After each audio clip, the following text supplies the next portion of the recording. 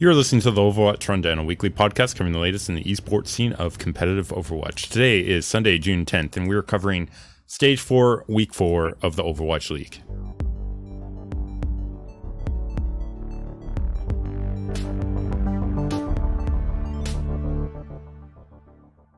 All right, Jax. Stage 4, Week 4, here we are.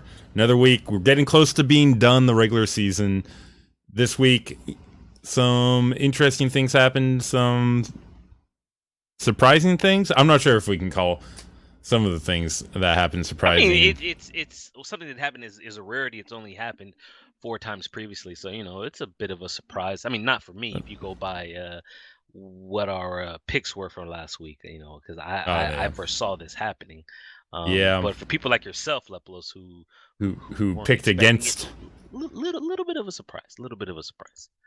Maybe disappointment is how I'd put it. And of course, that disappointment could be, we could be talking about a number of things, Jackson. We'll talk about all the levels of disappointment we have here, because there's actually more than one team. I know which one you're referring to specifically, but when I think about what happened in this week of Overwatch League, there's actually a number of things to be disappointed about. And instead of getting into the specifics right now, I just want to talk about the general about that, because I know, we've been talking about this now for a few weeks, so I don't want to go too long on this. But with the end of the season coming and all this jockeying for position that's happening, I don't know how excited I am. Like maybe again, it's that viewer fatigue that we're having. But I'm sitting here and I'm looking at it and it's like, well, you take Fusion, right? Like, am I that excited to watch Fusion right now?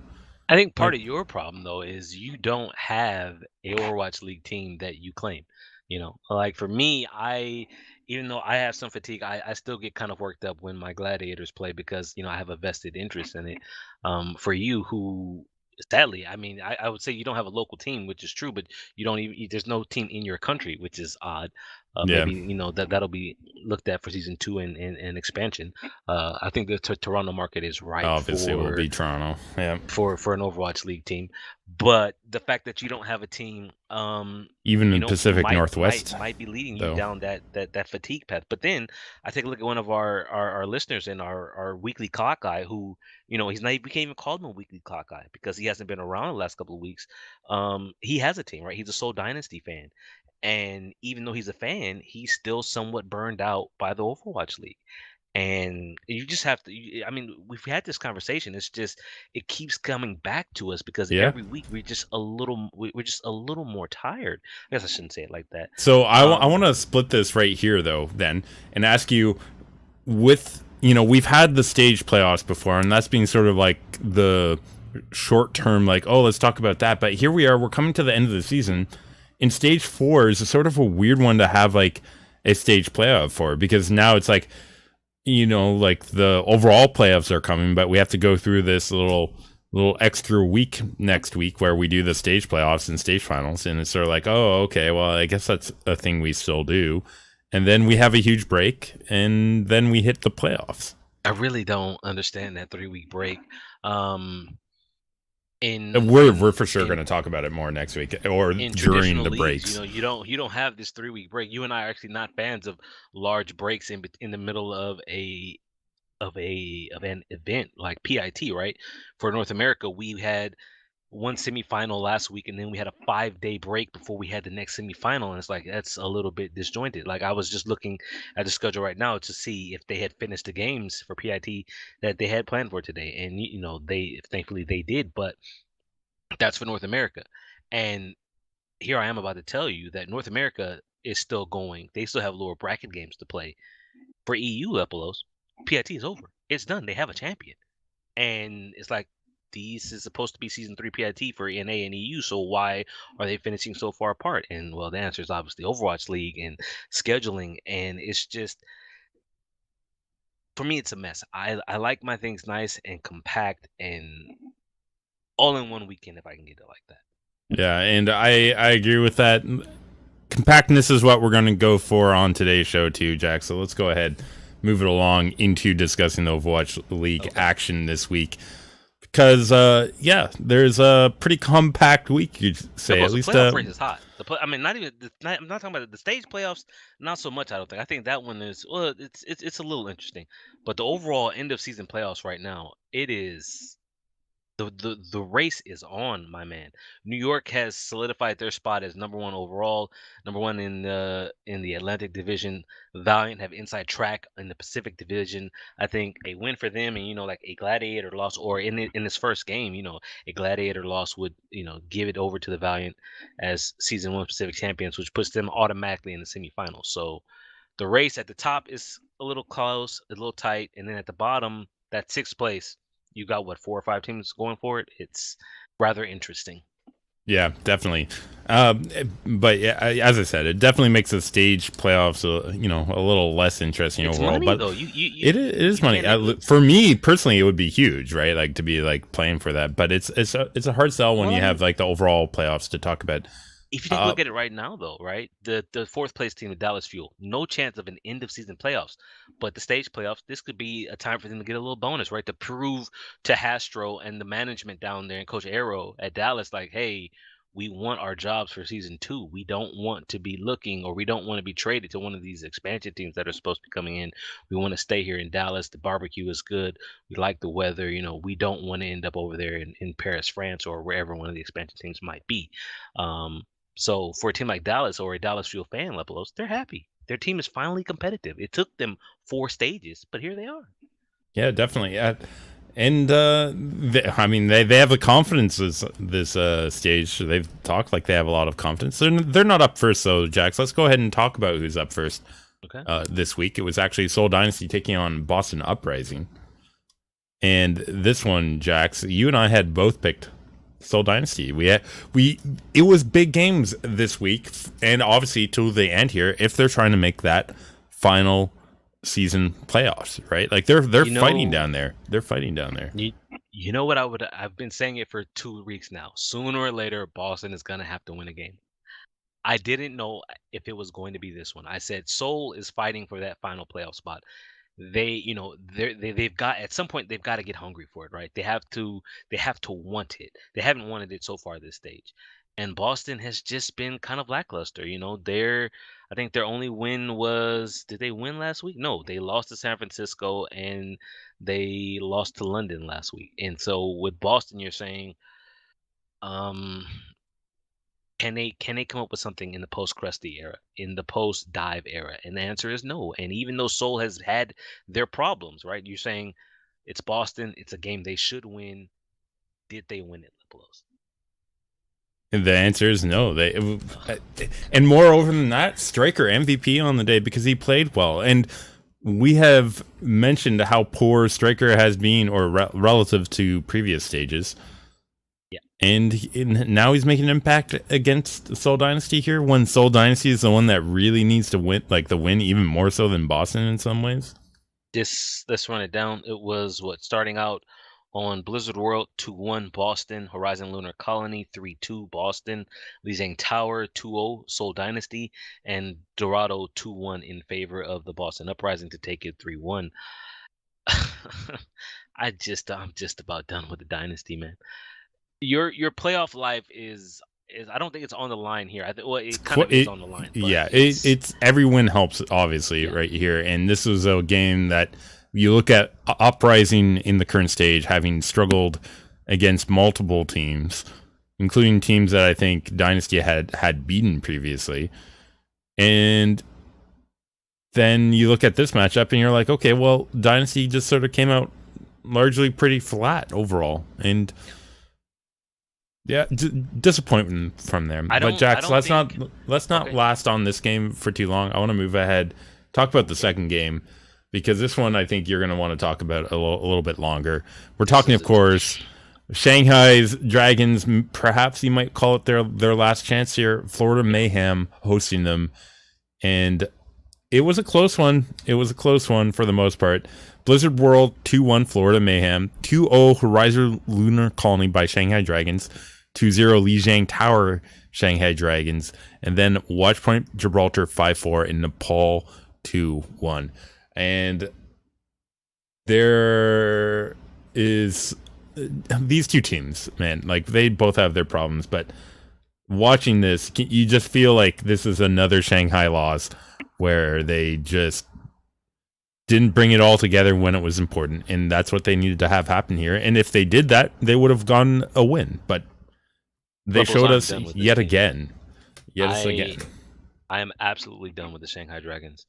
I watched this.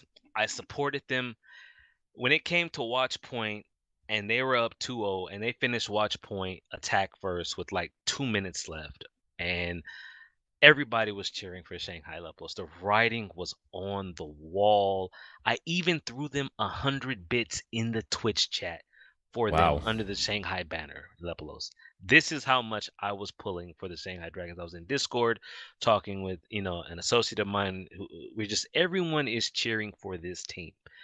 Except for me, of course. Let's be honest. You come along and they're like, okay, 2 minutes and change on watch point is a fantastic time.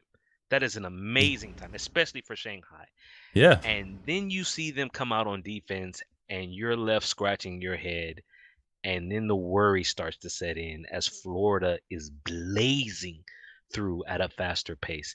You're watching Fearless getting crushed on the Winston. You're seeing Awesome Guy run the Rhine, and you're just saying to yourself, you're saying to your friends, you're asking anyone, can Fearless play Reinhardt? Is he actually afraid of playing Reinhardt? And they just got run over. And when I say run over, I don't have exact time. It was over 4 minutes on watch point attack levels left in the bank. Are you kidding me? And then they come out again on their attack, because they had a shorter time. They run their standard comp. Okay, fine. They make it to, the middle of the hangar. Okay, fine. Not bad, not bad. And then they come out on defense against. Okay, they learned the adjustments have to come in, right? That first defense was so bad. And then Fearless steps out of the spawn room, and he's on that damn Winston again. And your stomach just goes down. Everyone is like, they're throwing. And then you watch Dia play Widowmaker. And the only thing that can come to your mind is that, for me, the only thing that came to my mind is that Lepelos has used his last few dollars to pay Dia to throw so that we wouldn't have full coverage. Because for those who are not aware, Lepelos and I are not really doing full coverage of games anymore. The only game that is guaranteed full coverage would be the first win for the Shanghai Dragons. And so I'm sitting here watching this and I'm saying, he's paid this man to throw the game.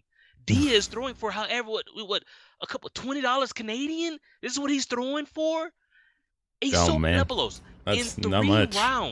3 rounds of Watch Point Gibraltar, he had one final blow on Widow. Yeah. One final blow on 3 rounds? What are you doing, dude? You're throwing. He's played to throw the game. And meanwhile, Saya player, he's like, hi, Saya player here. You're dead. You're dead. You're dead. I've just killed your whole team. And at that point, you're saying, wow, okay, that's bad. But it's not over, right? Because it's now going to the 5th set tiebreaker, Nepal. The previous King of the Hill, Lizang Tower, dominant performance by the Shanghai Dragons. You're saying they've got it here.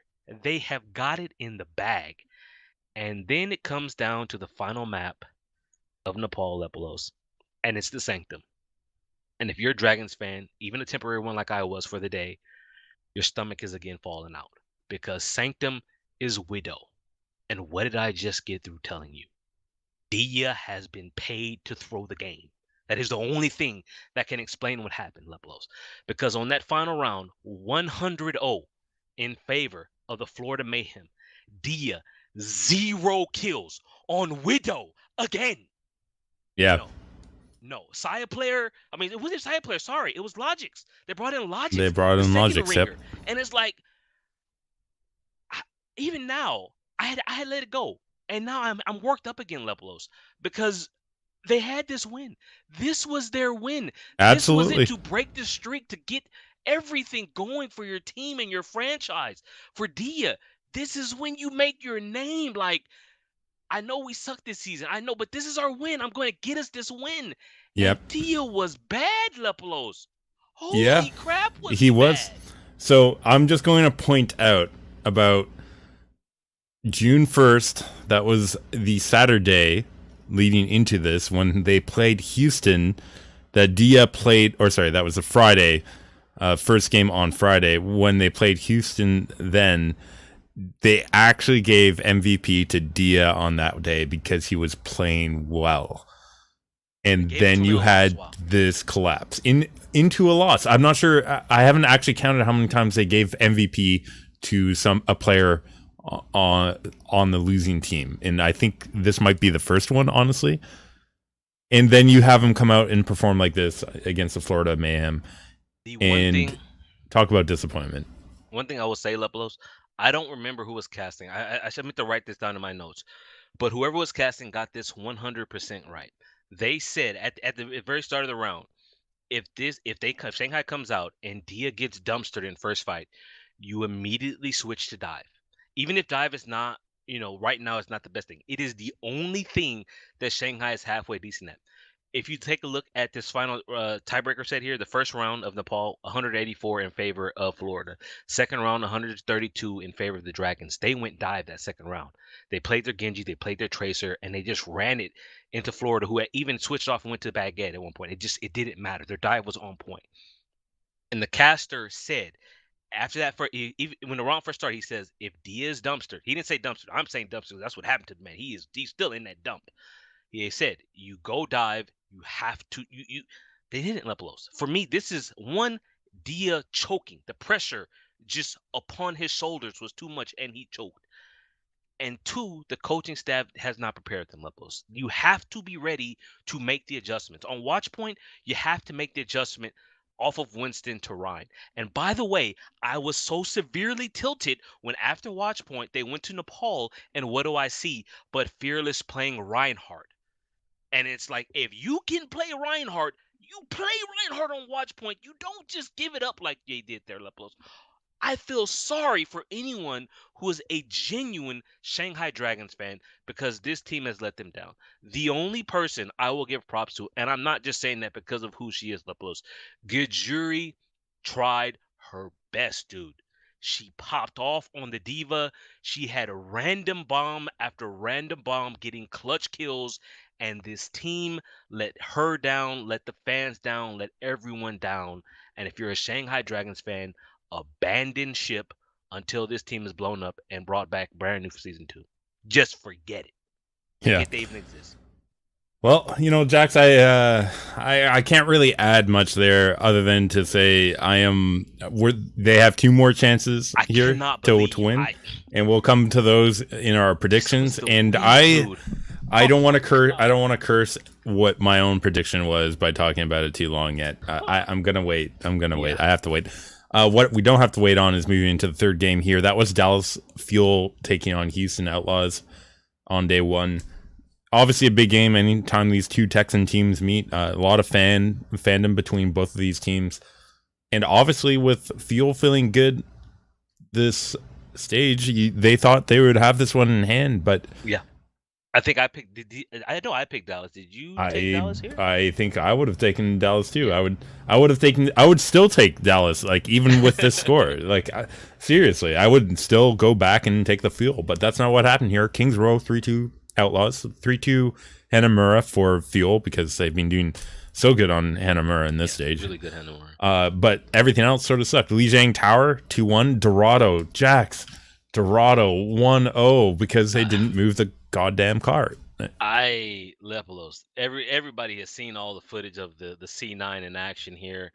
I can't even explain what I don't even know what to say about that one. This was like, okay, Dallas Fuel, you tricked me. All right. Like last week I think I said that Dallas could theoretically go undefeated the rest of the stage. That's how well I felt that they were playing. And then they put out this kind of performance. And it's like Kings Row, I kind of get because that is a map tailor-made for the Houston Outlaws. Yeah, Spree, double sniper. The double sniper comp because Jake can play the Hanzo. That is all of them. Hanamura is there, where Kings Row is good for them, Hanamura just dreadful for them. But I mean, they still got it capped out though, which was good for them. But I mean, Fuel doing really well on this stage. Just that was going to be a loss. So it was like, okay, let's enter Lijiang. That was a close one. I'll admit that, right? Like Yeah, Li Jiang was close, but then you ended up with the Dorado, and the Fuel shot themselves in the foot here, right? By their own play when they had an advantage and not pressing the objective I mean, well them enough. missing the payload, it still hurt them because we One don't know part what would of have happened. They still had the rest of the map to go. Like Houston met that distance in 160 seconds left, so yeah, it wasn't really hard for Houston to do that. It's just I look at Dallas and I kind of want to ask Coach Arrow why he keeps making the substitution AKM for Taimu. Taimu's just he's been feeling it, right? Like Brent calls it old move, right? Because we're seeing old school Taimu at work here. He's hitting shots, he's clicking heads. And I don't understand when AKM comes in, it's the impact is not there. It's not the AKM of old who would carry Rogue at key moments to victory. Um, and just kind of let down here. And you look at Dorado. I'm looking at OG's stats here. 1 in 4, or for final blows is only 4 deaths, and just overall it just wasn't there. And for Houston, they scraped by Aleplos. They're in that final hunt. They're in the hunt for that final playoff spot. They did what they had to do. It wasn't pretty, not at all. We had Arhan in on Hanamura because Jake is terrible on that map. Didn't help them, and then he came back in on Dorado, which I questioned again. I still question Houston doing this, where your playoff life is not secured, and you're bringing in someone who you have admitted can't speak English, and everyone else on your team can. So now, you've got 5 people trying to work Korean phrases into the calls to help him out. When yeah. you've got Jake, you've got Clockwork, you've got that one person who I won't name because he's a joke, and they made it work, but it wasn't pretty. It was Congrats, not. It though. was not. Yeah, they got the win this time around. Jax, let's move on though. Next day, Valiant taking on London Spitfire. Spitfire disappointing again. The start of this one was fine. I mean, Blizzard World, good hold there on the A point the second time around, ensuring the draw on that map. They ended up holding Valiant on Horizon Lunar Colony, and what an awful attack by Valiant there. But then everything falls apart for Spitfire. No more points from there. It's Valiant 2-0ing them on Lijiang Tower and 3-0 in a horrible attack by London and defense, honestly, for the most part. Well, On not Lijiang for the most Tower, part, but Lepelos, you can't help but wonder what happened to Profit there. Only 2 final blows for Profit, 10 for Birdring, so that's 12 for them overall. You take a couldn't look at deal with the Agilities. Pharah. Could not deal with the Pharah. Yeah. Just like Could not. previously, Agilities has his moments. Like when he can shine, or when the team lets him shine on the Pharah, the Valiant look like a really, really good team. But I know maybe not this stage, but in previous stages, I question like because the Valiant would come out with this Pharah, and their all their hopes and dreams resided on how well Agilities could play this Pharah, and it's like Pharah's too easily countered for you to put that much into her, but they make it work, and they made it work here, especially on Li Jiang. And then you go to Dorado, and it's more of the same. I'm looking here at these are just final blows right now, Leplos, because my main stat site is not really up to date, so I use another one, and all they do is track final blows. Final blows on Dorado soon 18 final blows for Soon, 14 for Agilities. On the flip side, you go to the London Spitfire, 7 for Profit, 4 for Birdring. You have to ask what happened here? They got murdered, man. Absolutely Flat out murdered. destroyed. The Valiant Lepelos, 3 checkpoints, 72 seconds left. London Spitfire, 76 meters. I didn't leave out a checkpoint. They didn't make the first point. Yeah, it was pretty 76 meters. Pretty bad from them. Jax, I think we both picked Valiant on that one, though. So, not a surprise from us going into that one. Next game up, though, was your other LA team, Gladiators, taking on NYXL. You, of course, wanted Gladiators. I was like, listen. Shields up, Lepelos. Mechanics of NXL, I thought it would carry them through. I didn't expect them to, watching their play in the previous week, the prediction that I made here was still based off of them not having practice a lot, and so maybe I undervalued the work ethic of Gladiators to come through. And honestly, Jax, it still was pretty close. Kings Row 2-1 NYXL, Hanamura 2-1 NYXL, and from there reverse sweep. Jax, Lijiang Tower 2-1, Watchpoint Gibraltar 3-1, and then Nepal 2-0, and NYXL. The grit and determination that I have felt the Gladiators have lacked the entire season finally showed itself. Previously, actually, in the previous stage, in stage three, this was the exact opposite happened. The Gladiators went up 2-0 and then gave up the reverse sweep to the New York Excelsior. Here, it takes me back to at the very beginning when the analysts were doing their breakdown. Crumbs, I think he said you cannot quantify, how much effort, how much, it's quote unquote sandbagging that the Excelsior might do here. And if you just go by the straight numbers, you have to take New York. And he's right. By the numbers, you have to take New York. But Lepelos, for me, one, I'm a Gladiator fan, so I picked them. Two, I said I'm hoping the sense of desperation will finally push them, and it did, right? And three, Coach Dipe, everybody tells me how great a coach he is. At halftime, I remember watching, I'm saying, I want to see what kind of adjustments he makes. Made beautiful adjustments. The halftime analysts, which they're starting to grow on me. They talked about how the Gladiators were playing the Excelsior game. Slow, methodical. That's what New York wants. They want a slow game. They'll just pick you apart. So Bobby and Libero will just do their thing.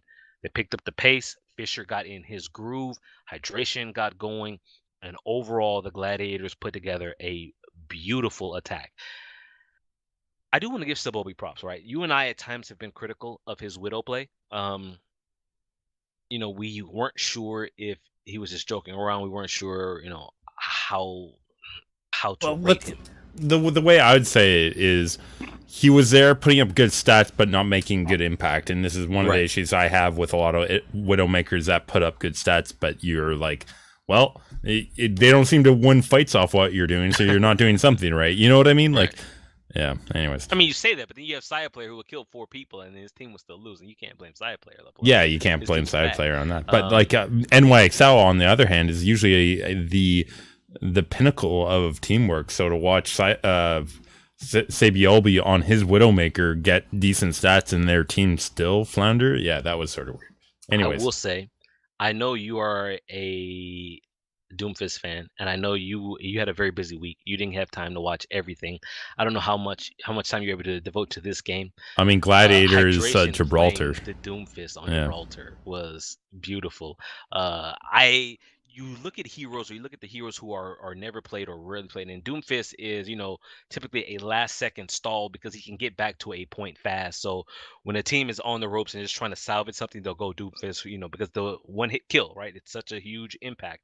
And for them to have a strat based around that, fantastic play here. I love This is what I have wanted to see from the Gladiators the last couple of weeks where they have struggled. Like against the Valiant, they try to, use their extensive hero pool, and the Valiant just countered them play for play, hero for hero. Here it worked. I question if it will work again later on, like if they were to meet in the stage 4 playoffs, because at that point, maybe New York will put forth an effort. But right now, Leplos, they got their win. So they got what they needed. Absolutely, and I can't fault them for that. I mean, I will fault NYXL for their level of play that they've been bringing, not only this week but the week previous. This is 2 losses for them in a row, both to LA teams. It's the first back-to-back loss for them. The thing that I spoke about it last week, that I wasn't the biggest fan of them sandbagging. I still feel as if it hurts the product over the Overwatch League product overall. When your best team is playing like this, imagine if someone was a fan of New York who took the time to fly in from New York to come to LA to watch them, and this is what they were given. I think we have had a similar situation like that, where a fan drove all the way from Florida, and yes, sadly he's a Florida fan because that team lost that day, which they do most days. But you're letting your fans down. Or you take a look at the overall playoff standings. If you were a Houston Outlaws fan, Philadelphia Fusion, Seoul Dynasty fan, you want the New York Excelsior to put forth their best effort because your team is still fighting for that final spot. Here it is, Uploads. Honestly, I can't say it should have been a loss because they still, regardless of what we expect, they still have to play the game. But if you're a fan of those other 3 teams who are below the Gladiators right now, you're kind of pissed. And then you look at Monty standing there with his sack of potatoes or whatever, or sack of sand. Sorry, Yeah, with his that sandbag. was on the second game, I think, Okay, where he brings that out. But it's just it kind of pissed me off, and it's like I get what they're doing, and then you have the coach for Boston who, for some reason, made on a public forum or Discord stated that New York canceled all of their scrims for them for the entire stage, which just goes to show you they're not trying. They're literally not trying. So they're just coming out. They're having. I get it. They have no reason to try. There's no reason for them to show how they would theoretically counter this Doomfist on Watch Point, right? They have no reason to show it because as right now they don't gain anything by showing how they would counter it. If they come across the gladiators later on, then they bring it out when it really matters for them. It's just I don't like it. I Yeah. just don't like it. I I don't know who can say they like it though, right? Like who's going to say, yeah, no, actually, I really like when a team doesn't play their hardest, right, on the field. Like that is something that I'm okay with and happy to see. It's I don't think any fan is really happy. I think people can be understanding about it. I'm understanding about it, but I'm not happy about it, right? Right. So Okay. even if you're the biggest fan, I don't think you're going to be happy about it. The most you can be is placated by understanding, well, that gives them better opportunity in the future to hide what they're doing. It's like, that's not the same thing as liking the play coming out of them.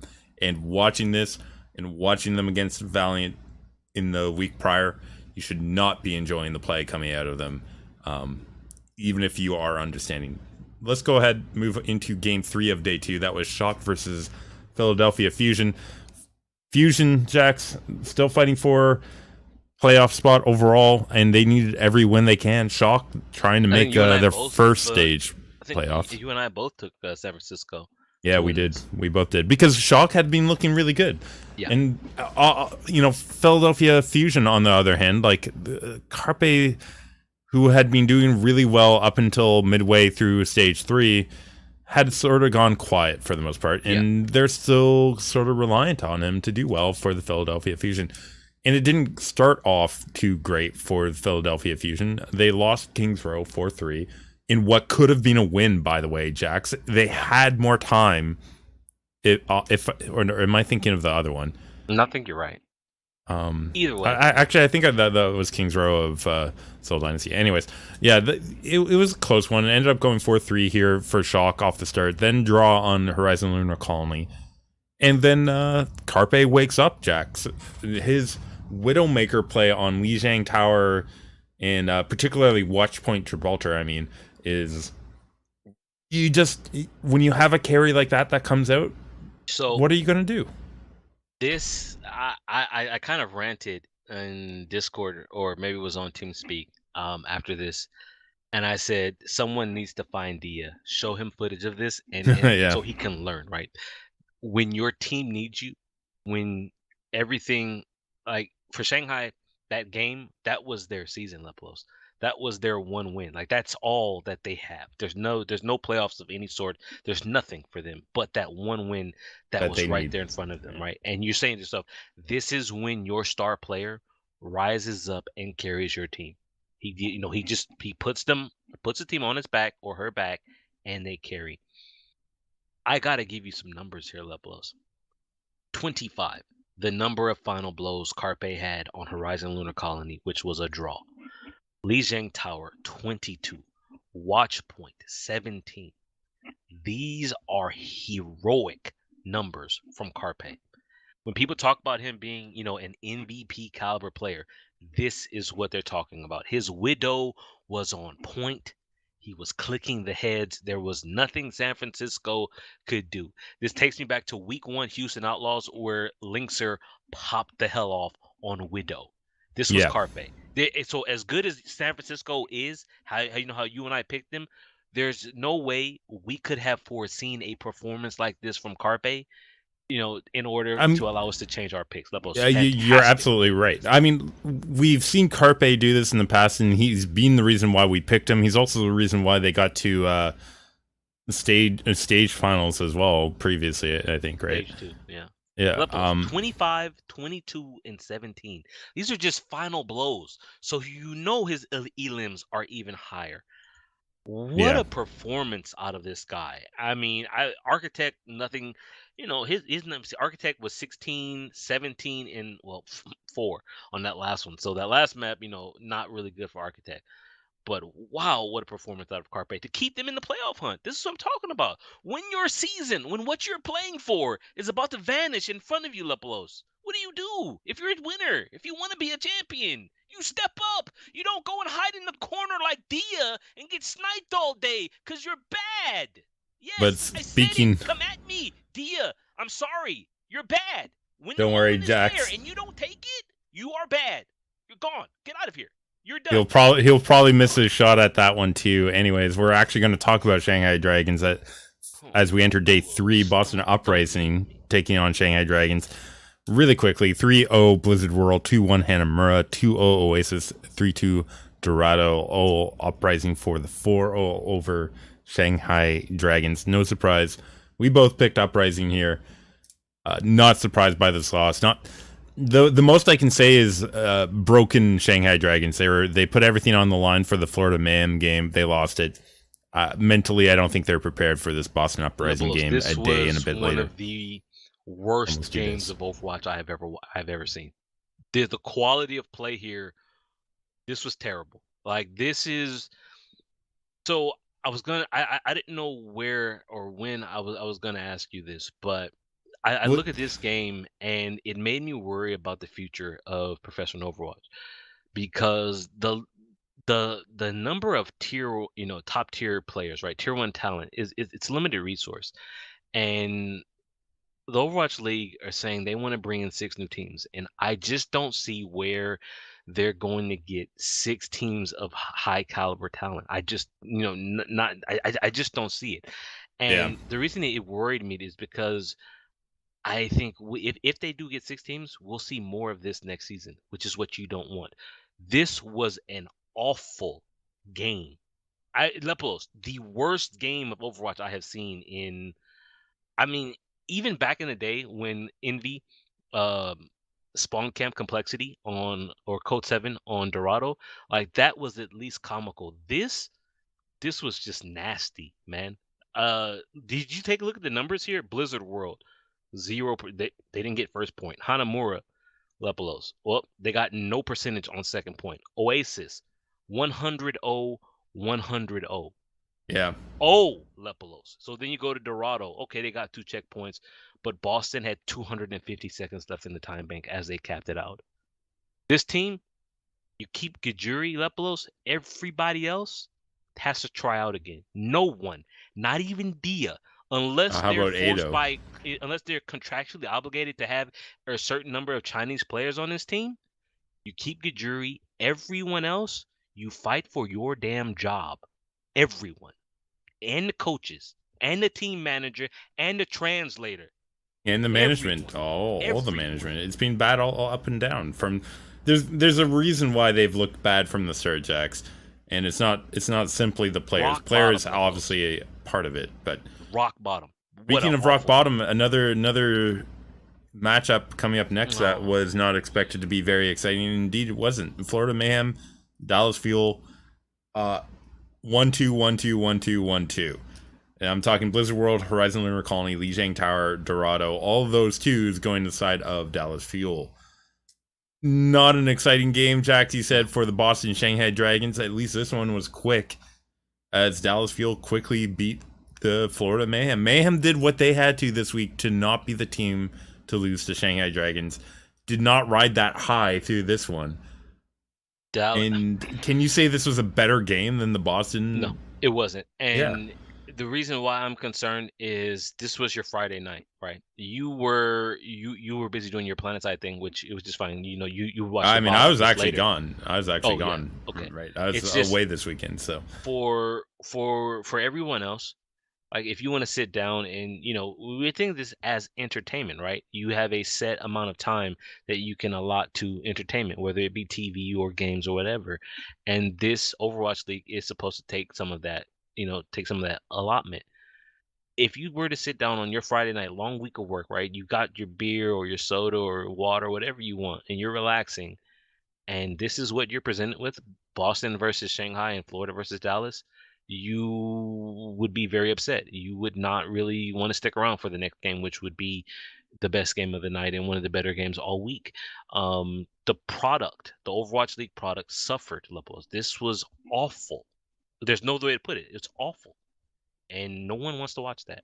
So I don't even know there what is the a numbers, point but I it's do want to bad. make quickly about there, because Yeah. we talk about this, which is and this comes to the idea of what they're trying to do with their product, right?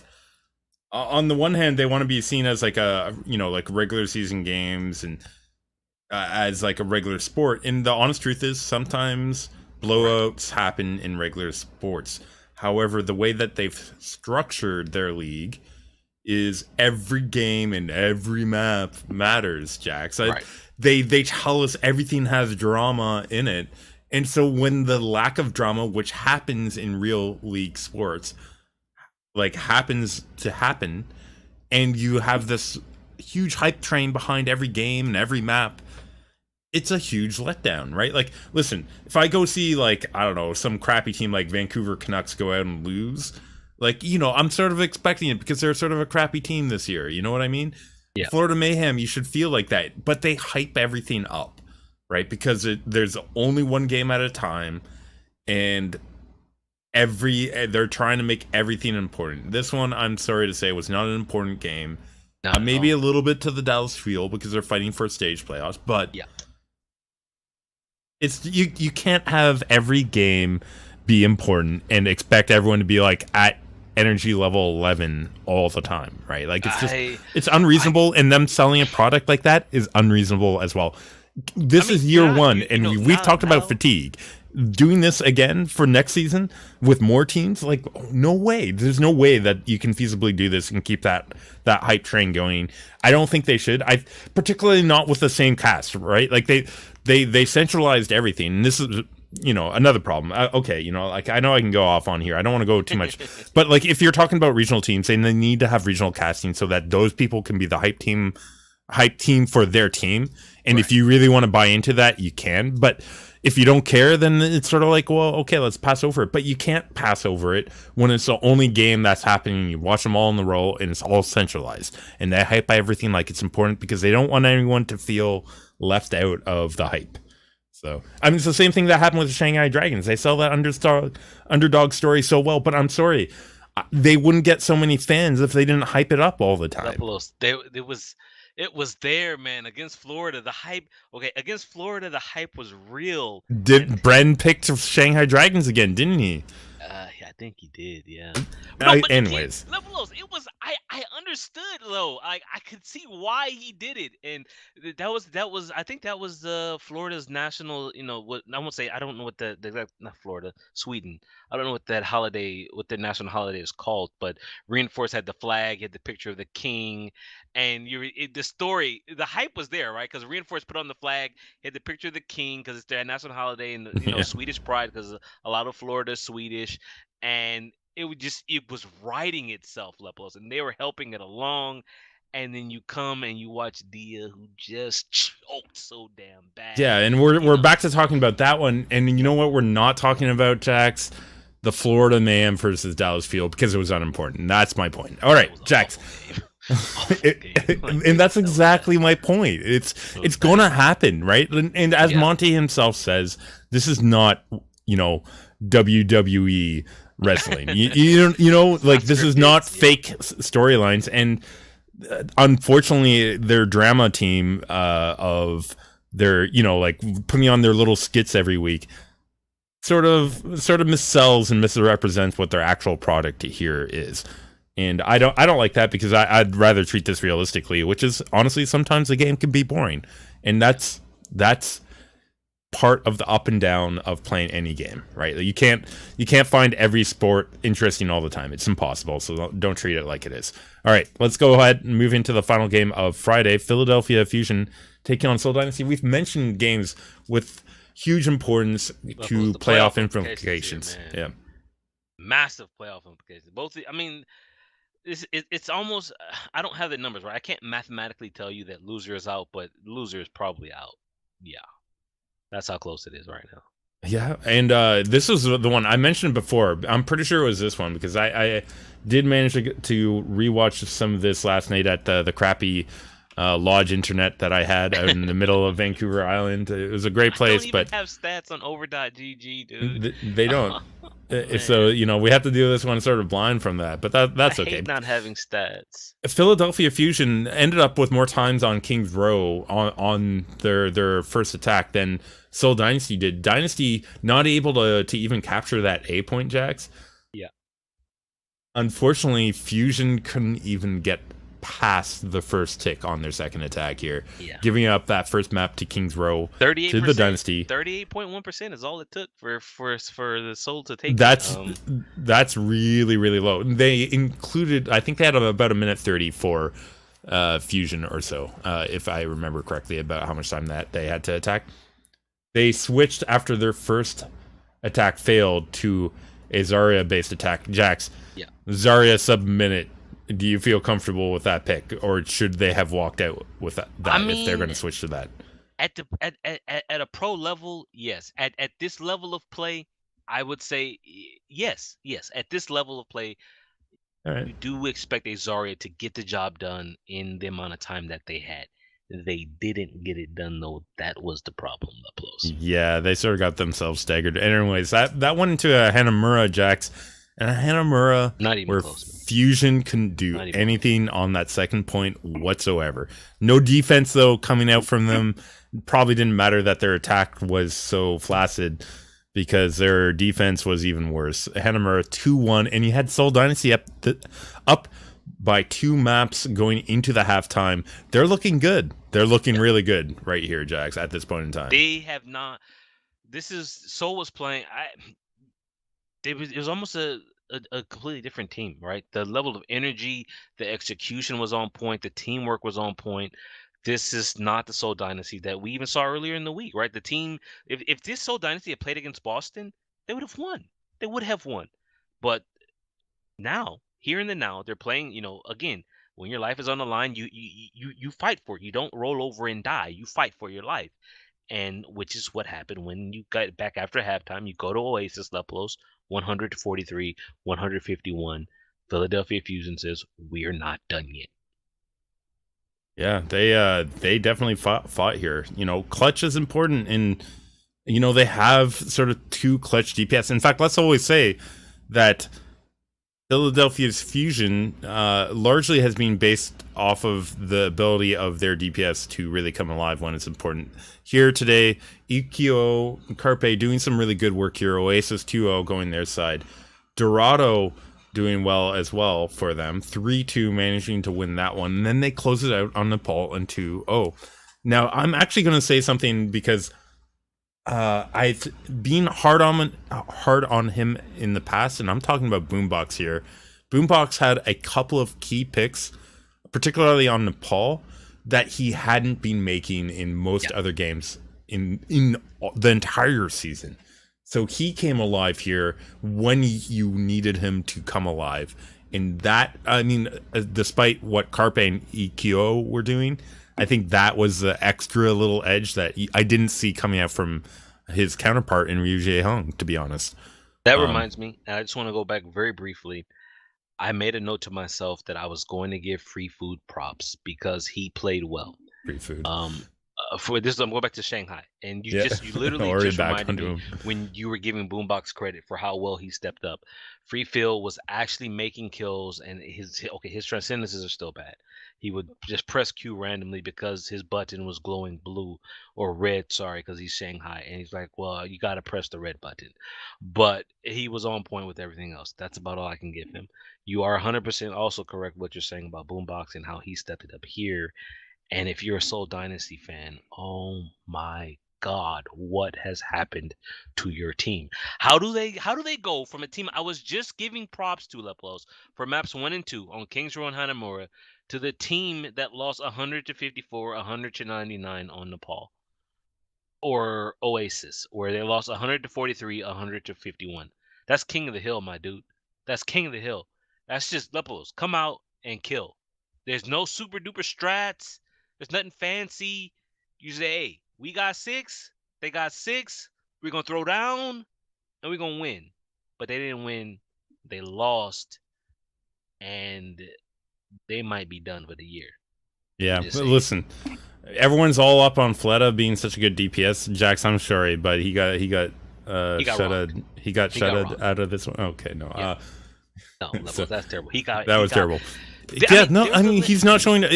Fleta, when he goes off, it's huge, right? right. But he's not showing, like, opposed to say like, okay, I was gonna say Carpe is clutch, but it's not always true. But Fleta unfortunately doesn't, like, while Fleta's up and down, his time that he comes out in the clutch is not as much Right. as Carpe does. I mean, Right? he's Like, it's actually just not as often. in stage 1, stage 2, like Fleta's MVP value has actually dropped. Yeah, It's I agree fallen, with that. and it's continuing to fall. And part of, I mean, Well, part of that is also the Soul Dynasty as a team, right? has In fallen. stage 1, we were saying the coaching staff coached themselves out of that stage 1 playoff spot with some of their roster changes that they were making. Now, I look at this team, Uploads. You previously talked about Miro getting the boot. I still think that you may not be wrong there, but I really feel as if there might be a couple too many coaches over there, man. They have 3 head coaches, and how do you get it focused when you have that much, In right? which case, like, I don't mind having. We've talked about this 3 too, head but structure. coaches? This is a structure and a management problem. Just as much as I look at Shanghai and suggest the same, because they didn't hire the right people up and down their organization. I think the same happened here to Soul Dynasty. I'm fine with having that many coaches, Jax, if they know how to work together and management works them together to say, like, final decisions, this guy, and he's good in this area, so we're going to trust that.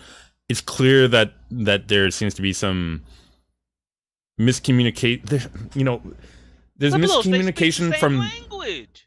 There's miscommunication in terms of, like, what their coaches want them to do to what gets put on the field, and there's miscommunication during the actual games, because you could see the difference that having Ryuje Hung play main tank did for them when he did that, even though he was a horrible main tank.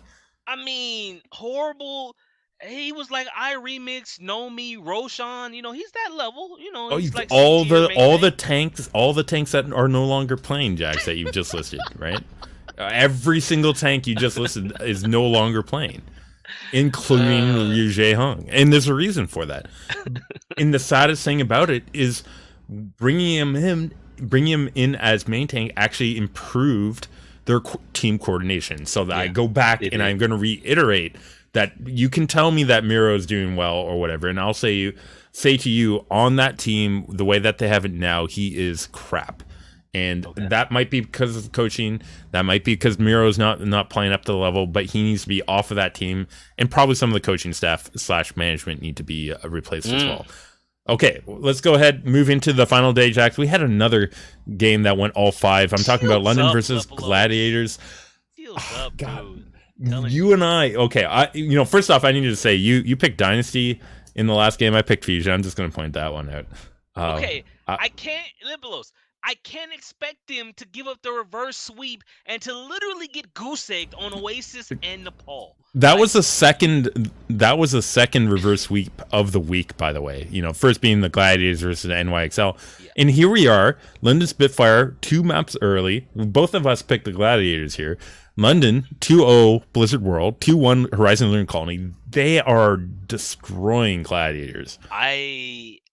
In Blizzard World, Jax, Blizzard World, what happened to Gladiators? See, Blizzard World now. Adding in this one, draw, loss. I need to see Silk Thread back on the field in place of Hydration here. What have they done to themselves on this map, though? The thing. 2 things. One, Void is in. I don't remember the exact game. Void didn't start the stage, right? When the stage started, Void was still working out visa issues.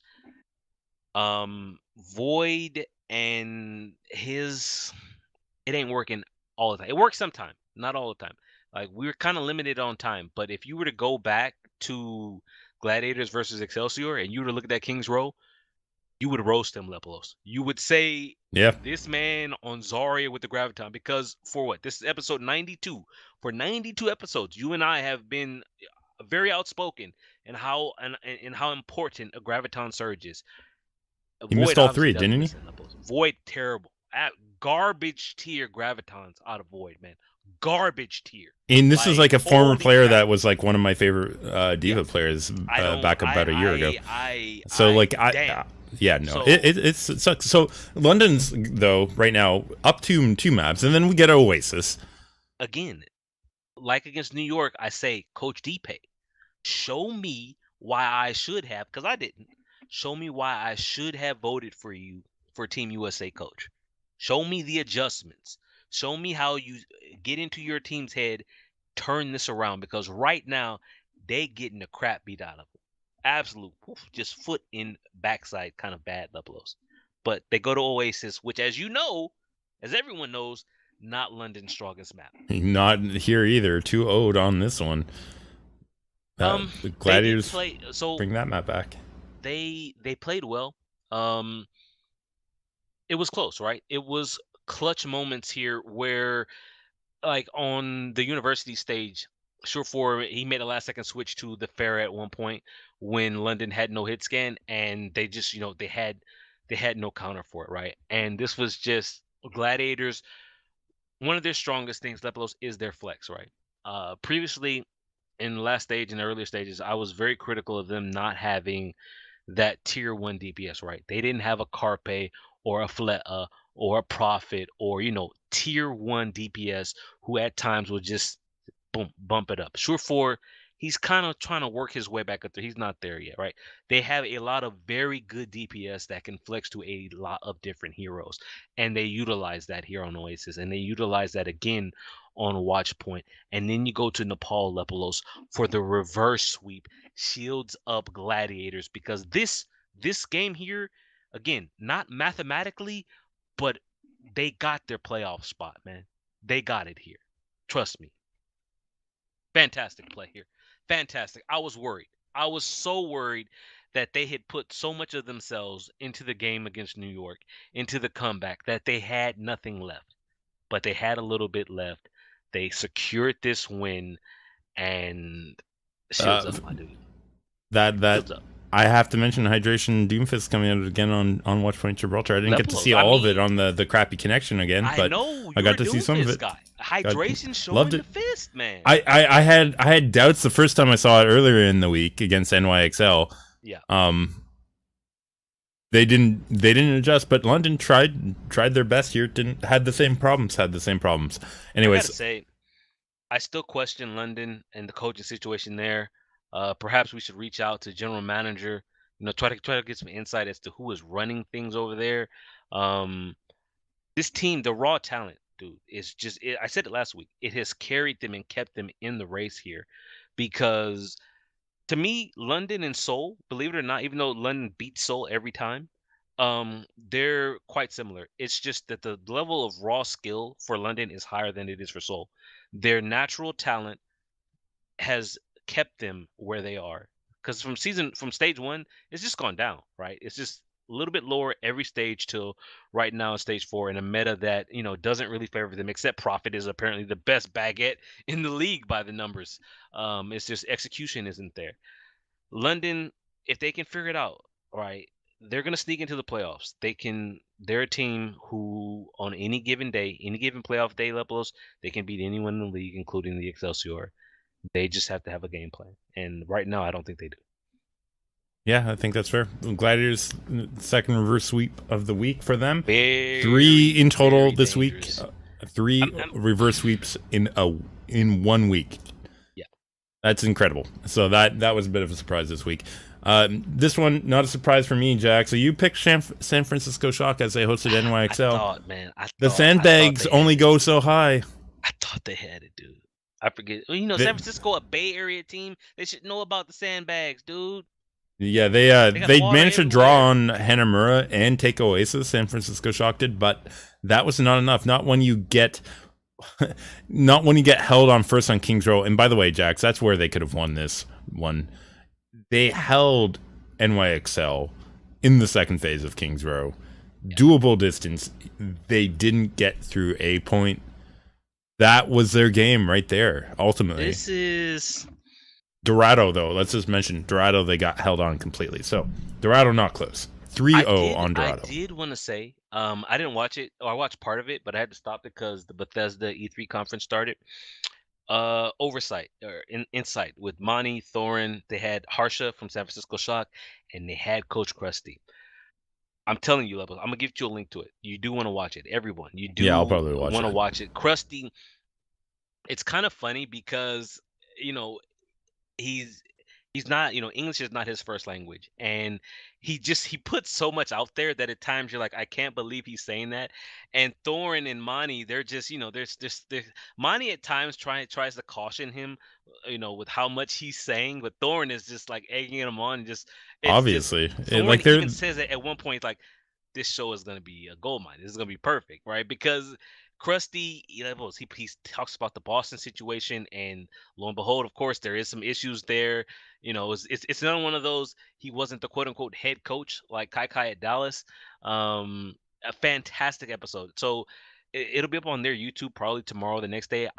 Yes, they're a quote unquote competitor, but I don't care. It's good insight, which I want people to have. Into this guy who I think is one of the best coaches in Overwatch League, just based off of the results. Sadly, the results didn't work here. New York, even though they're not practicing Lepelos, I take you back to what I said about London and raw skill and talent and how that can carry you. They just beat the crap out of San Francisco. But he does talk, like, one of the things he talks about is Sinatra and Baby Bay. When they're in the moment and they're in the fight, they move too fast, right? And they lose track. They lose that focus. You're in the zone when you're feeling it, right? Everyone yeah, knows, everyone has been there. Maybe not at this level, at a pro level, but in something that you do, or a game, or something that in your past, where you're just living the moment and you lose track of the little details and things like that. And he talks about how the communication breaks down, in this series, when they're just feeling it, right? And they get ahead of themselves. So that's some of what Krusty talked about here, and just a really good interview that he had. And sadly for San Francisco, and for me, since I picked them, couldn't quite hold here. They're still in the race for stage 4 playoffs, but this does set them back a little bit. yeah, definitely. Yeah, I mean, it makes things again interesting for the stage 4 playoffs, but as I said off the start, not sure how interested I am in that overall when you have the overall playoffs coming. We have one final game to talk about. Do we have to? What is it? Listen, we don't have to talk about it very long, because it was Valiant destroying Keystone Outlaws as they continue their winning streak for the entirety of stage 4. They're still haven't dropped a single match. They're at 8-0 after this win over the Houston Outlaws. Valiant with a 4-0 score here, and Houston Outlaws just looking like themselves again. After they put up that good showing against Dallas Fuel earlier in the week, they just come out flat. Okay, Blizzard World was close. Hanamura Hanamura is to Houston like Oasis is to London. They got nothing on this map, Lepelos. They are so bad at Hanamura. I don't know how you can be this bad at a map, but that's them. Oasis, was close, but not close enough. And Dorado, as you said, fairly strong map for the Los Angeles Valiant. I do want to say we only had Arhan in the previous series. We had in previous game for them in the week. Arhan was on 2 maps here, and I think I got this wrong. You said he was only on 1 map here, right? So you asked me last week what my Arhan predictions were. I said 2 games. So I was right on 1, but my RN prediction here was they wrong. They brought him in when you would normally say this is when you bring someone in. They lost the first 3 maps. The 4th map, it doesn't, okay, it quote unquote matters because every map matters, as they like to say. But in the context of this series, it didn't matter. They had already lost. Yeah. So then, okay, Arhan, we're gonna throw you a bone. There you go. Yeah. No. That's great. I think. I mean, that's atypical for them. Let's be honest. Right. So I don't think this was some great plan that they finally implemented, where they're like, "Oh shit, we listened to them on Friday. Let's implement this on our Saturday game." No, I don't. Yeah. They have shown a lack of thought process in that kind of team selection in the past, or rather, they have shown a thought process that I don't really understand why they're doing it the way they are doing it, and maybe not seeing scrims. That's an unfair complaint. So. whatever. You've heard me say previously, I'm just not sold on the Valiant. Um, that's still the case. They have beaten the two teams, the what I think are the other top tier teams at this stage in Los Angeles and the Excelsior. Um, against and again, if you're a Valiant fan, you'll say, Jax, you're reaching now. Against the Gladiators, they played better. Soon, especially, has played better than he has ever played, and kind of carried them in that series. Against the Excelsior, I still, well, not, it's a fact that the team, they threw the game. By through it, they didn't actually go out there to lose. They didn't put forth their normal level of effort or preparation. And if they were to face each other again in the playoffs, New York would probably beat them. Something about Los Angeles levels, I can't put my finger on it. And some caster or analyst basically said the same thing this week. It's just you look at the Valiant and you just don't feel confident in that team. I mean, you say how can you say that they're 8-0 with a +15 map line? Can I just say, Leplos, that even though they're 8-0 and +15, New York is 6-2 and is +16 with their maps. Yeah, and So that's with sandbagging for the last 2 weeks. exactly. So Brutal. just to bring some Valiant fans back to a normal level of reality. Your team is playing fantastic. I am not sold on your team. It's just I look at that, they just don't pass my smell test. I can't explain I it. didn't. Wasn't this not the eye test that Monty had? Or Yeah, something? Monty has an eye test. I have really bad eyes. My right eye is very lazy eye.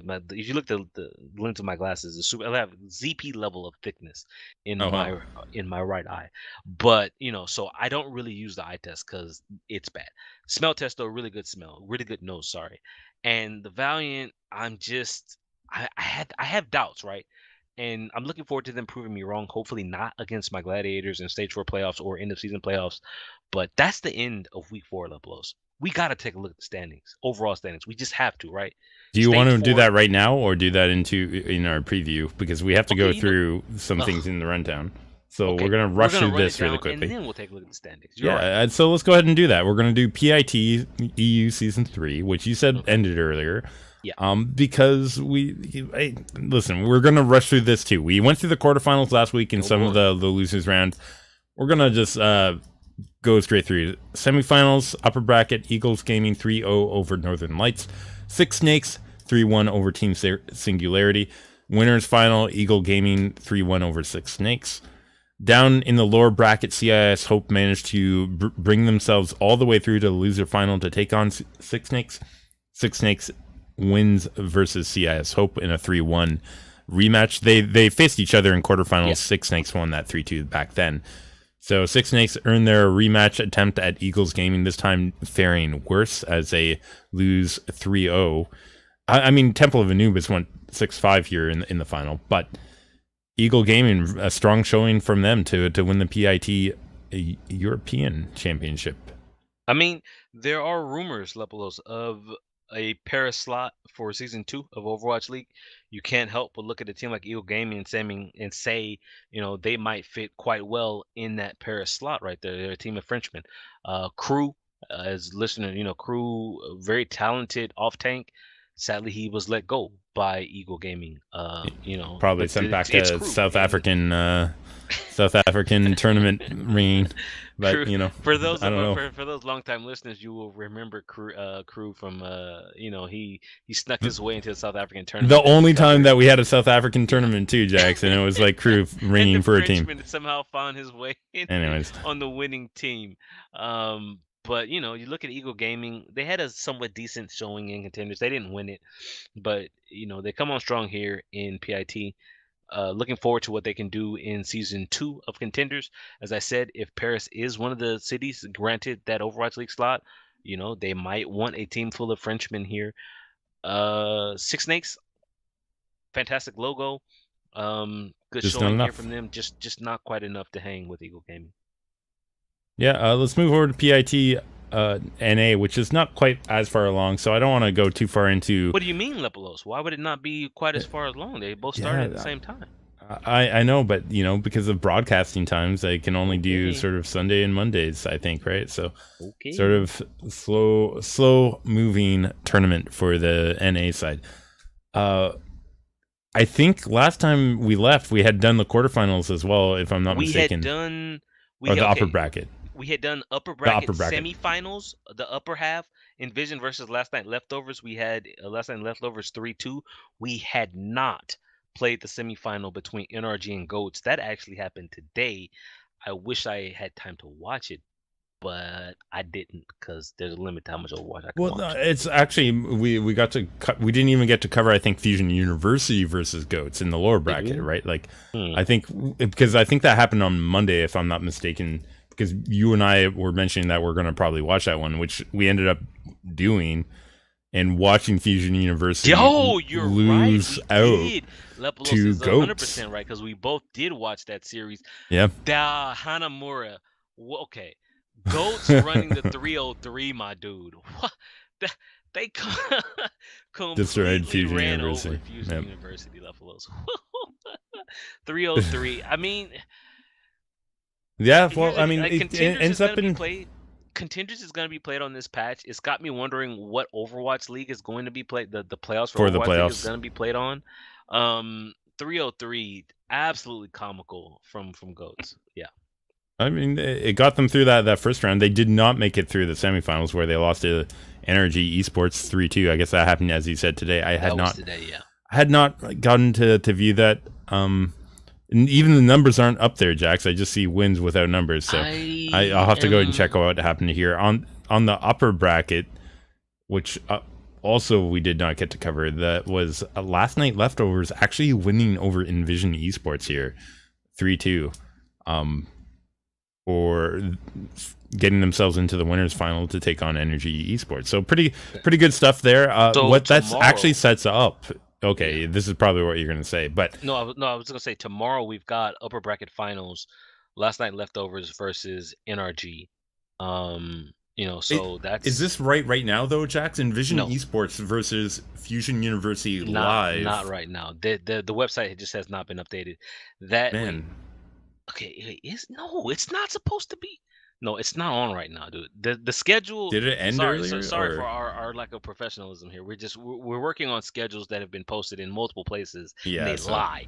But yeah, no, I think this is also tomorrow. yeah, I that think. I mean that's going to be one to check out to see because these are two big names in the tier 2 NA scene, Fusion University and Envision, and one of them is going out in the losers round 2. That's not even I mean, close. And here's the then deal. they're going to have to face Goats in losers round Yeah, 3, and that's not that even losers losers round three finals. is something that I'm also interested in. The interesting thing about Goats is their run. They picked up XUC for their contenders trials Yeah. games, but I don't think he's available for them in this tournament. Maybe he is, but they didn't play with him today.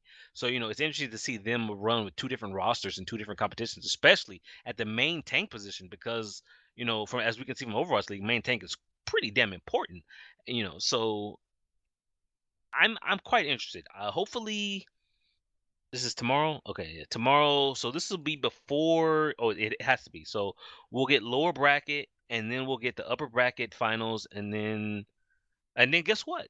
We got another day. So Tuesday is when we get lower bracket finals and grand finals. So tomorrow and Tuesday. So basically, Lebelos every day from now until Saturday, including Saturday, we've got Overwatch to watch. Yeah, so much Overwatch. And Jax, I don't have we're time. not done. We're not I don't done have with time. the rundown. You've linked me this Land Story Cup, Chengdu. Oh, So it looks like a you land just that's in making it. What are Chengdu. you talking about? Land story? I'm looking through. They actually had 4 groups here with many of the regular teams. By the way, Team C would team. Oh no, I'm not sure if Team C or sorry, Group C or Group D was the stacked one in the online qualifiers here, Right. because Group C had Lee Gan, Vici, and Team CC. Group D had T1, Moss 7, and Lucky Future. Anyways, only one team out of each of the 4 groups made it out into playoffs. And the playoffs, single elimination, so basically a semifinals and then a finals. They've made it through the semifinals right now, at least that we have recorded here. Lucky Future Zenith beating League and Esports 3-1. That's LGD already in Gaming, Lepelos. Let's say it like it is, man. You say Lucky Future Zenith. That's already in from OPC season 2. trying They're to the get another one. ringers, man. They're Korean ringers LGD running around Gaming, China. Dude, they're cheating. But never mind. LGD Gaming That taking drives it me 3-2 crazy. over T1W Esports to set up a Lucky Feature Zenith versus LGD Dude, Gaming final. this was the contenders like when these two teams met in the contenders grand final, best of 7 that went 7-4-3 in Yeah, favor of Lucky Future Zenith. So we've got the rematch. I don't know. this Look, has they're to be gonna make going it this. on right Am in. I gonna have to go to the Chinese site? Don't make It's me. it's 16 hours. I think it's on right now, to be honest. What Right, time is because that in it's American? UTC plus 8, which is because we're UTC minus 7, I think, right now. So I think it's like actually on. I clicked the link, and you know what it says? The only part in English that I can see, Flash. No, no, I'm not installing Flash on my. See, this No is boot league streams from Jax Blake, unfortunately, guys. So we're gonna have to miss out. This is why we truly missed a leg day and a ham tornado bootleg cast back in the day. But unfortunately, we don't have I'm anything like not that. running If you guys Flash, know dude. that something like that's going on, do let us know. But that's it for the rundown this week. We do have the preview to do for Overwatch League. Stage 4, week 5, the end of stage 4, Jax, plus all of the playoff implications and all of the interesting standing things that can happen in this final week of stage 4 to discuss. And we're going to do that right now. So why don't we go ahead, get into this. I'm just vamping to buy myself time while I'm opening things and getting this I'm all taking a ready. look at it right now. So I'm just gonna run down. We're gonna start with stage 4, current stage 4 standings. Los Angeles Valiant have clinched a playoff spot, 8-0, plus 15 map line. In second place, you have the Los Angeles Gladiators, 7-1 at plus 13. New York Excelsior are in third, 6-2 at a plus 16. And currently in fourth place, you have the Dallas Fuel, 5-3 with a plus 5. Now in sixth place, you have the Philadelphia Fusion at 5-3 with a plus 4. And in sixth place, you've got Houston Outlaws at a 5-3 at a plus 3, with San Francisco Shock, the outside chance at the playoffs, 4-4 with a plus 5. Everybody else, London, Boston, Seoul, Florida, and Shanghai, they all are eliminated from stage 4 playoff contention. But that's just stage 4 you're talking about, Yeah. though, right? Well, That's not even. we gotta do stage 4 before we do overall levels. So do you want to, but we have to talk because like this matters into our predictions. So we need to mention what the overall league standings are. I figure I was just doing stage 4, and then after stage 4, like right now, we're gonna take a look at overall predictions. We have 3 teams who have qualified for the playoffs. So you have New York Excelsior, who will take first place in the Atlantic Division. They are automatically through to the semifinals. Los Angeles Valiant in second place, winners of the Pacific Division, automatically through to the semifinals. And Boston Uprising, third place. I don't know if they've got third place locked up, but it is locked up. It's definitely locked up. Okay. So Boston definitely able, or not locked into third, but definitely able to get a playoff spot with their score line. Just leaves third, fourth, fifth, and sixth. Right now, fourth place, London Spitfire, 23-15 with a plus 31 map line. I put out the maps because the maps are the tiebreaker, and that plus 31 is pretty damn good when you take a look at everybody else who is around them.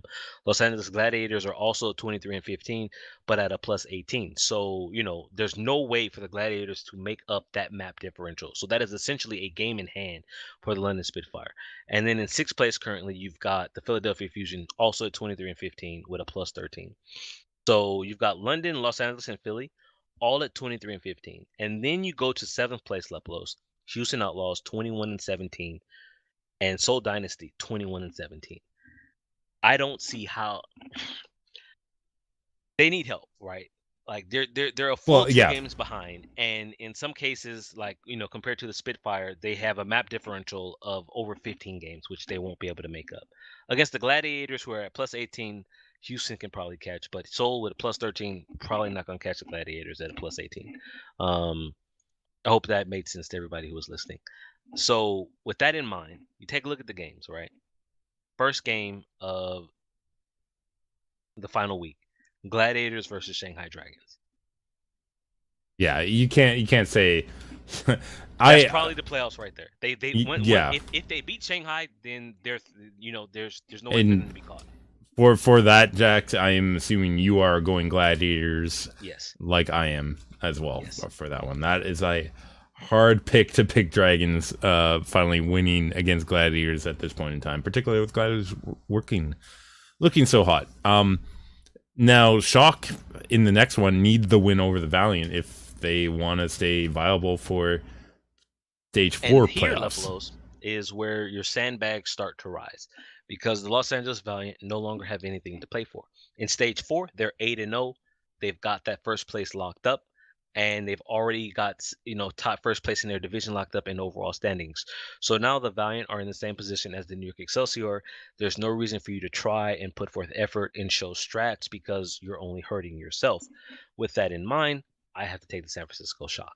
I mean, I don't disagree with you. Like, I Valiant, don't think they're going to hold. Well, I'm not sure if they have strats to hold back. Anyways, that's a whole nother discussion because like they showed themselves to be reactionary more than necessarily having like deep strats that they're really trying to be cute with from Valiant. So they have the mechanical skill to win this over Shock. I just think Shock are going to be gunning for them, and with the additional coaching that they have to tear apart Valiant, I think it will work out for them while they have that extra motivation, as you said, that Valiant do not.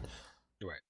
So I'm with you on the Shock on this one, which brings us to Game 3 of Day 1, which is Seoul Dynasty versus Dallas Fuel. And Seoul Dynasty needs to win both games in this week. Dallas Fuel also fighting for that stage 4, their first stage playoff chance. And this one ends up being sort of an interesting game from that standpoint. I take Dallas. Dallas again. Both teams are fighting for something. Seoul fighting for the bigger prize, which is overall playoffs, whereas Dallas is fighting for stage 4 playoffs. Dallas, I just think, has adapted to the meta. Whereas Seoul, just take a look at Seoul last week, right? They're too all over the place. I can't take Seoul. I think they have a chance if they play like they did in the start of their series. Against Philly when they came out to that hot tool start, then Seoul can definitely win. But if they play like they did or have been playing the rest of the stage, how they ended that series, then no. But I'm taking Dallas, man. I have to sort of agree with you on this one too. I think the Brigitte play coming out of Dallas will continue to cause problems for a dynasty team that has communication problems, which they have shown to have had. And I think that Mickey's sort of positioning and aggressive play will sort of break that down a little bit further. Okay, let's move into Day 2, Houston versus Fusion, the first game of Day 2. Massive game here. Houston needing to win both games this week. This one's a close one, right? Because I think Houston can win this one over Philadelphia Fusion. I really do. The problem, Blizzard World, the double sniper could carry them through Blizzard World. Horizon Lunar, it's not Hanamura, but the last time they played Horizon, they were full held on that map as well. They're bad at 2 CP right now in this meta. So that one would be a 1-1 draw. Going to the third map of Lijiang Tower, and then Watch Point. The question I have it in him to kill. Well, it's a problem right this now. is the question. It's like which the problem I have. I take Carpe over Linkser, and if I take Carpe over Linkser, I have to take the Philadelphia Fusion over the Houston Outlaws. Yeah, I mean, this is a question of which DPS star is going to show up. Like after what he did, I had Carpe. I have to take Carpe.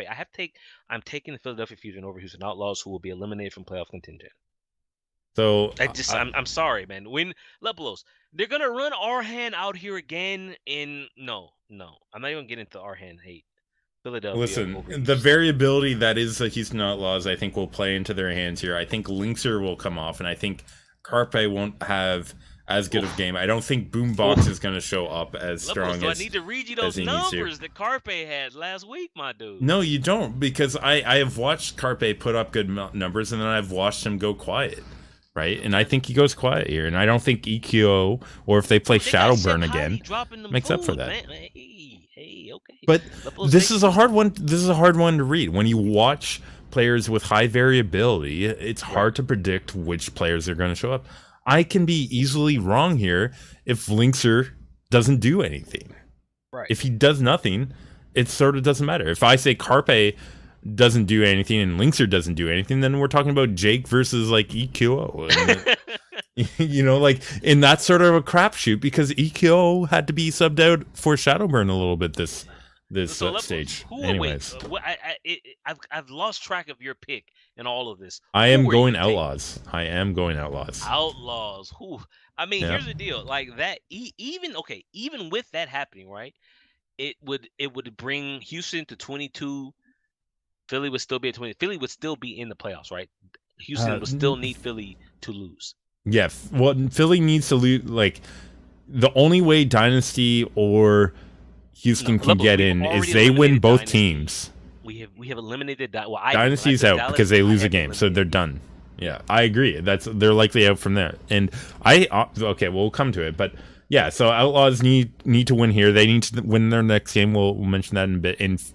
And Fusion would need to lose 2 games, I believe, or another team would need to lose 2 games as Yep. well. But No, it's not most gonna likely Fusion, I think it has to be. we'll come across Fusion's next game in a bit. But second game of day 2, Leplos, London Spitfire versus the Florida Mayhem.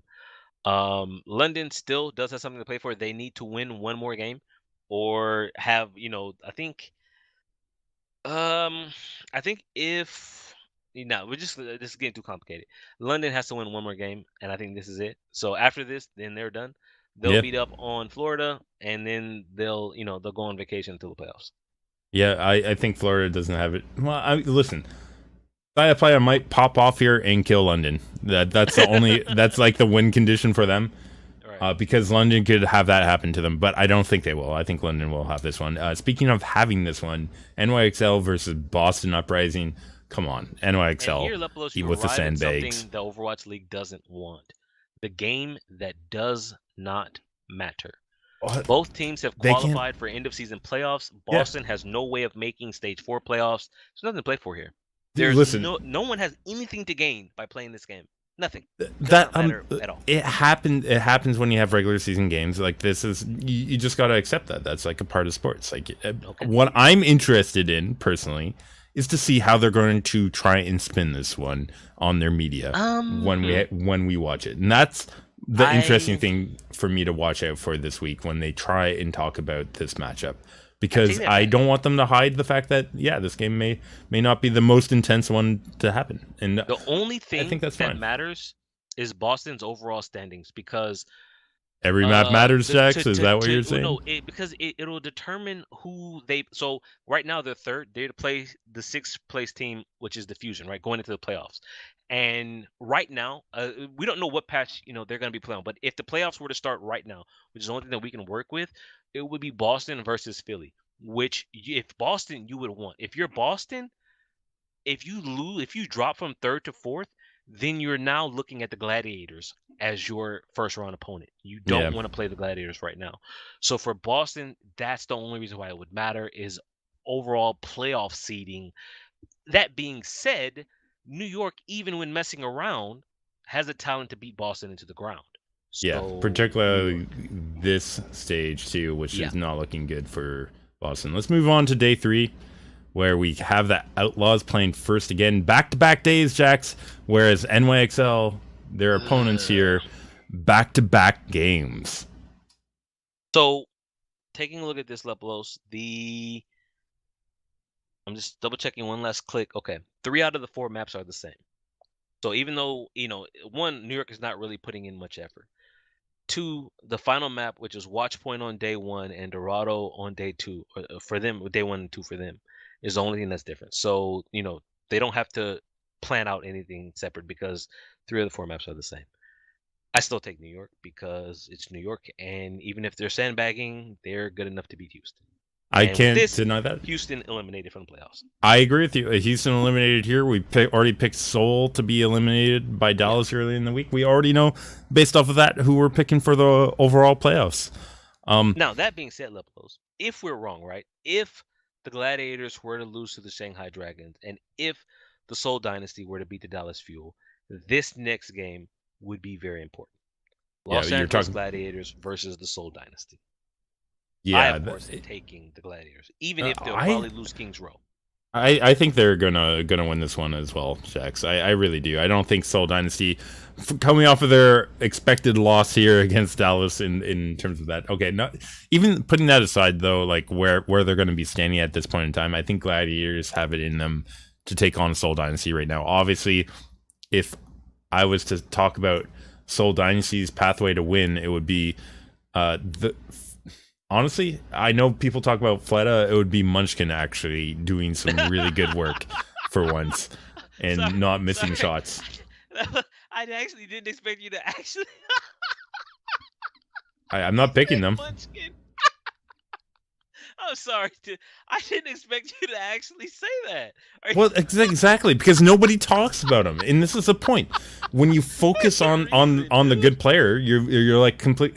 This is the classic Cloud9 when you were to talk about Surefire being, struggling and be like, actually, you sort of look at his partner not doing work. Well, I'm sorry, Munchkin has been sort of Wow. a subpar second DPS. As we got- used to get on Asher's case. You Why got aren't me we like- getting on I'm Munchkin so sometimes? glad I haven't So. seen it. I saw a thread on Reddit yesterday. What happened to Asher? I'm like, man, I was tempted to write back, don't ask, be glad he's not around. Yes, Yeah. I mean that. Looking at the Gladiators right now, believe it or not, Levelos, I prepared for that first game against Shanghai and I beat them into the ground just to guarantee my playoff spot. And at that point, you might consider letting your foot off the gas. But I know it's Shanghai, right? I don't want them to take it easy. I don't want them to think it's Shanghai, we've got this. That's the Yeah. easiest trap for you to fall into. So if I'm Coach Deepay, I am preparing the Gladiators against Shanghai as if they're the New York Excelsior, and I Absolutely. beat them into the ground. Yes, it's ugly, right? Because everybody wants Shanghai to win. I'm sorry, I beat the crap out of them. I agree with you. I don't give them a free win. And Gladiators need one win. Get Yes, your one one win on that first game of the week and Yep. secure your playoff spot, right? That's what I would Absolutely. do. But here So- though, we're talking Gladiators versus Dynasty. You're taking Gladiators. I'm taking Gladiators. We're done. We're done on that pick. Let's move. Okay. Let's move on. Fuel versus Valiant. Next pitch. Again, Valiant Next have something match, to play rather. for. Dallas does have something to play for. Dallas does. Yes. We've got, Lepelos. This is It's a little difficult. This is where the Do Los you- Angeles. Oh, wait, I already picked San Francisco to break the winning. Yeah, streak. to break the win I'm streak. not gonna make their winning streak into a losing streak as we give Dallas fuel, the Black Star label of approval here, Lepelos. The You're going stamp with of the fuel approval, here. Black Star. Sorry, yeah, fuel. Dallas fuel to the bookies. Place your bets. Dallas over Valiant. Black Star proof. You heard it. You heard it there. You have heard it here. Right there. Take it. You're Take you're it. Make going your money. you're putting your faith, I think, in the wrong team here because okay. So one of two things going to happen here: fair check met, fair check not met.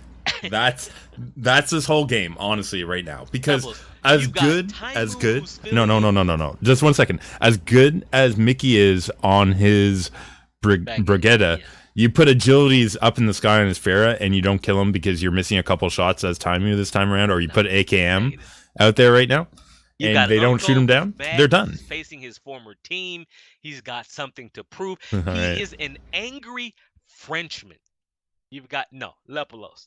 On Kings Row, we're gonna get double sniper with Taimu and Seagull. They're gonna pop off. The only concern there on Kings Row is Mickey Zarya, which not very good. No, not great. But after that, Horizon Lord Colony, you get the baguette. Lijiang Tower, you get the baguette. Watchpoint Gibraltar, you get the baguette. You're starting to see the pattern, Lepelos. I'm hoping AKM See- is ready because Coach Arrow is probably going to put him in again on Lijiang and Watchpoint. I hope he doesn't. I want to see Taimu. I want to Yep. see Old Mu. Taimu to carry the Black Star prediction to the bank. You have heard it here. I think it's soon over Taimu and agilities over Brigitte. No, And you've heard it here. And People- honestly, you're missing out the biggest part of the Dallas fuel, which is honestly Seagull, in my opinion. Anyways, and that's not because I'm listen, Seagull, a great streamer. I actually think he's criminally underrated on the team. Although I think more recently people have been picking up on that finally. Yeah. which is a shame that talk about a career delayed in Overwatch League. Anyways, that's You not heard worth us level. getting Okay. into. I Just I'm saying. I agree saying. with you. There's a pathway. I'm banking on soon doing enough work against Taimu and or AKM to allow Agilities to do his thing in the air, and I think Coach that thing Arrow will not be going to allow it. destroying Fuel Coach with their. Arrow not going to allow it. Levelos. No. All Not at right. all. Well, it's definitely going to be an interesting one, though. I think that Yep. that might be a fun one to watch. It might also end up being one-sided, but we'll see. Fusion versus London to start day 4 here, in a game that might have playoff implications. Or if one team loses, it might also have, like earlier in the week, if Fusion lose or London lose earlier in the week, one of these teams could be knocked out if they lose this I one. mean, the problem with London though is their map differential is so huge, Levelos. It's practically a game for it's a plus 31, Yeah. and no one else If is they within lose 15 two, games of them. yeah, if they lose 2, I don't think. Yeah, actually, I think this is wrong. I think there is no way that London can be The kicked. numbers, right? Like that differential. I mean, so say They even if they were to if lose if 2 they games, lost, yeah, if they lost by 8, like they lose by like 2 4-0s, they lose 8. That would put them at plus 23. If Houston Outlaws win by they have to 2 win 4-0s by They 2 have to win plus 4-0s, 24. then they can get plus 24. That is the only scenario. That's the only way. Holy crap. Only way that Spitfires can be Okay, pushed yeah. out here. Yeah, see, math not that hard, Lepelos. This is why you've got the PhD and Yeah, I right. do not. You just did it that fast. You have broken it down that simple. London, if they take one map, Lepelos, just take one map. That's all Against they Florida or Anyone. here against Fusion, they'll be through. need. Yes. Yep.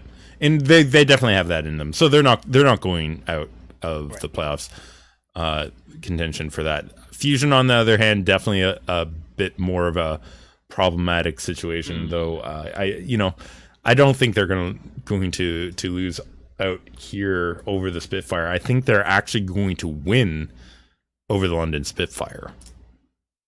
And I say that Kings Row, Hanamura, because Birdring has not impressed me as of late, and because the third map is Oasis, right there. There you go. Right there. So it's hard. It's hard to pick London for me in this matchup. What are you feeling in this matchup, Jack? So I think London will beat Florida, so that means the only thing they'll have to play for is overall playoff seeding, which, as I spoke about earlier, does matter. I don't think it'll matter enough. I think Chef Coach Heidi gonna drop the good food on the Fusion for Saturday morning. Make sure they start the day off right. Good breakfast because they play first Lepelos and Fusion over London. But there we are. We're both on very Fusion easily there. Go the other way. Could very easily go the other way. Because the Fusion, I think Fusion is something to fight for. Fusion have a outside chance. No, they don't, because Dallas is gonna win. But if Dallas loses, Fusion has an outside chance at stage 4 playoffs, and they're still fighting for end of season playoffs. Yes, Philadelphia Fusion and my boy Carpe. 180K levels. People are saying highest paid player in Overwatch League, Carpe. 180K. This was rumored only. Which takes us into, oh boy, Shanghai Dragons versus San Francisco Shock. Shock still fighting. Still fighting for a stage final showing here. This is trash, okay? It's just garbage. Your first season, you ended with Shanghai Dragons versus San Francisco Shock and Boston Uprising versus Florida Mayhem. This is how you want to end your inaugural season. Get a grip, dude. This is awful. This is... I'll take San Francisco. Yeah, so I'm taking San Francisco here because I think, like, in terms of how I've done my picks here, actually, Jax, they can make it into the playoffs if my picks go the way that I've listed here, right? Like, if you're expecting Dallas to lose, where I am not. If Dallas loses against Valiant but wins against Dynasty, right? If Fusion win against Spitfire but lose against Houston. Yeah. And if Houston loses against Philadelphia, wins against Philadelphia, but it loses to NYXL, there is a chance here that San Francisco Shock would get through. And when you put that combined with the desire not to be the only team to lose to Shanghai in season 1, yeah, I'm picking San Francisco Shock. If maps don't matter for that fourth map, I even expect them to go to the 3-0 and then break out their KSF, Nomi, whoever is left again for map 4. And Numlock. Numlock level up. Numlock. My apologies. See, I don't even remember who is here. Verbo? You forgot. Verbo again. Yep. No, I don't. Gave up on being a player. Well, like, he's a coach now. Yeah, he's a coach, so he's not a player. Let's be honest with that. But they'll bring out that team as they did last stage against Shock. They'll do that again here on Dorado. Last time it was Gibraltar. This time it's Dorado. I believe it was Gibraltar last time. Anyways, this last game, Lepelos. Yeah. Boston has nothing to play for, I don't think. Well, okay, I already talked about what they have to play for. I'm trying to decide if Florida has enough backbone to step up and win this last game of the season. Because Boston is not really. Boston's getting better though. So no, I can't. I'll take Boston. Yeah, I can't pick against Boston here either. I mean, Florida, you don't see the depth in their roster. In Boston, while they've missed their star player playing his best hero, have been improving slowly throughout the stage. Florida squeaking by with the win over Shanghai Dragons. Yeah. I don't feel that's enough here to upset the uprising at the end of the stage 4. Squeaking by against Shanghai and then getting stomped by Dallas. Yeah. There you go. And uprising, conversely, destroyed Shanghai as Dragons. As a fan, are you happy having Shanghai and Florida in your inaugural season? You're happy with that? Listen, there is no quality control on the teams and how they pick players and their management styles. I think we have seen clearly entering here that a couple things, because that's not great. But then you also look at the endemic organizations that brought people in, Jax, right? Like look at Dallas. Do you say would it have been better to brought in all of the A+ teams from Overwatch prior to Overwatch League and just give them team slots like they did for Envious, right? Like, would Rogue have performed that much better if they were kept as Rogue? That is one team I wonder about, man. But it's easier to wonder about that than we'll look at these other ones, because look at Dynasty, right? Look at Fuel.